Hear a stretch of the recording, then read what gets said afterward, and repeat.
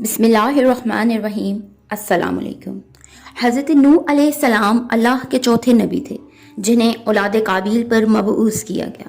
آپ کو حضرت ادریس علیہ السلام کے سینکڑوں سال بعد نبی بنا کر بھیجا گیا، جبکہ لوگ حضرت آدم علیہ السلام، حضرت شیس اور حضرت ادریس علیہ السلام کی دی ہوئی تمام تعلیمات کو بھلا کر، اللہ کی وحدانیت کو بھلا کر اور کفر و شرک میں اس حد تک بڑھ گئے تھے کہ انہوں نے بت بنا رکھے تھے جن کی وہ پوجا کرتے اور ان کے سامنے وہ اپنی قربانیاں پیش کرتے۔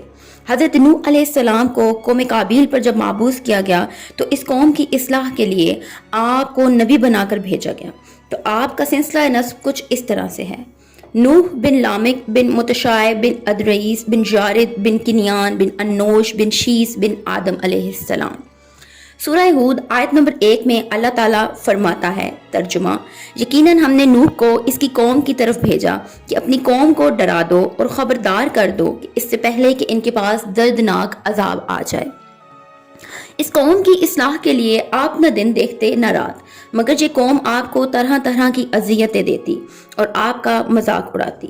سورہ ہود آیت نمبر 38 میں ہے، ترجمہ: وہ نوح کشتی بنانے لگے، ان کی قوم کے جو سردار ان کے پاس سے گزرے تو ان کا مذاق اڑاتے اور کہتے، اگر تم ہمارا مذاق اڑاتے ہو تو ہم بھی تم میں سے ایک دن ایسے ہی ہنسیں گے جیسے تم ہم پر ہنستے ہو۔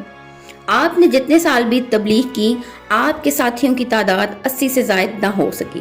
لوگ آپ کو اتنے پتھر مارتے، پتھروں کے اندر آپ ڈھک جاتے اور رات کو جبرائیل امی آ کر آپ کو پتھروں سے نکال دیتے۔ سورہ ہود آیت نمبر 27 اور 32 میں اللہ فرماتا ہے، ترجمہ: 27 اس کی قوم کے کافر سرداروں نے جواب دیا، ہم تو تجھے اپنا جیسا انسان ہی سمجھتے ہیں اور تیرے تابعداروں کو بھی ہم دیکھتے ہیں کہ یہ لوگ واضح طور پر سوائے نیچ لوگوں کے اور کوئی نہیں جو بے سوچے سمجھے تمہاری پیروی کر رہے ہیں، اور ہم تو تمہاری کسی قسم کی برتری اپنے اوپر نہیں دیکھ رہے بلکہ ہم تو تمہیں جھوٹا سمجھ رہے ہیں۔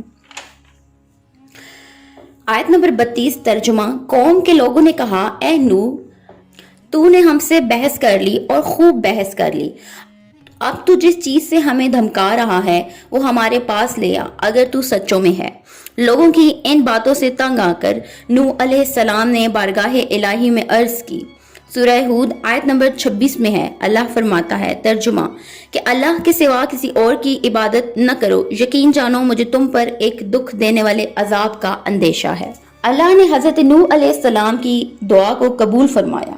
حضرت نوح کو اس وقت کے موجود لوگوں سے شکایت تھی، نہ کہ ان لوگوں سے جو ابھی دنیا میں نہیں آئے تھے، اس لیے انہوں نے دعا کی کہ عورتوں کو عقیم کر دیا جائے تاکہ عورتوں کے آنے والے بچے مصیبت میں نہ پڑ سکے، تو ان کے حکم سے عورتوں کو عقیم کر دیا گیا۔ حضرت نوح علیہ السلام کو حکم ہوا کہ ایک بڑی کشتی بناؤ۔ اس کے لیے انہوں نے درخت لگائے جو کہ 40 سال بعد تیار ہوئے۔ اتنے عرصے میں حضرت نوح علیہ السلام تبلیغ کے سلسلے کو جاری رکھتے اور طوفان سے لوگوں کو آگاہ کرتے رہے، لیکن کوئی بھی ان کی بات پر ایمان نہ لے کے آیا۔ جب ایک کشتی تیار ہو گئی جس کی لمبائی 300 گز، چوڑائی 50 گز اور اونچائی 30 گز تھی۔ سورہ ہود آیت نمبر 30 میں ہے، اللہ فرماتا ہے، ترجمہ: میری قوم کے لوگوں، اگر میں ان مومنوں کو اپنے پاس سے نکال دوں تو اللہ کے مقابلے میں میری مدد کون کر سکتا ہے؟ کیا تم کچھ بھی نصیحت حاصل نہیں کرتے؟ حضرت نوح کے لیے یہ ایک نشانی تھی تاکہ وہ تیار ہو جائیں اور کشتی میں ضروریات زندگی کی تمام چیزیں رکھ لیں، مگر مسئلہ ان جوڑوں کا تھا کہ ان کو میں کس طرح سے اکٹھا کروں۔ تو اللہ نے حکم دیا کہ تمام جانوروں کے جوڑوں کو، نر اور مادہ کو میں اکٹھا کر کے تمہاری طرف بھیج دوں گا۔ جب سانپ اور بچھو کشتی میں سوار ہونے لگے تو حضرت نوح نے فرمایا کہ تم لوگ انسانوں کو نقصان پہنچاتے ہو، تو وہ کہنے لگے کہ اے نوح علیہ السلام، ہماری نسل کو بچا لیجئے، ہم آپ سے عہد کرتے ہیں کہ جو انسان سلام علی نوح فی العالمین پڑھ لے گا ہم اسے کچھ نہیں کریں گے۔ اس طرح وہ بھی کشتی میں سوار ہو گئے۔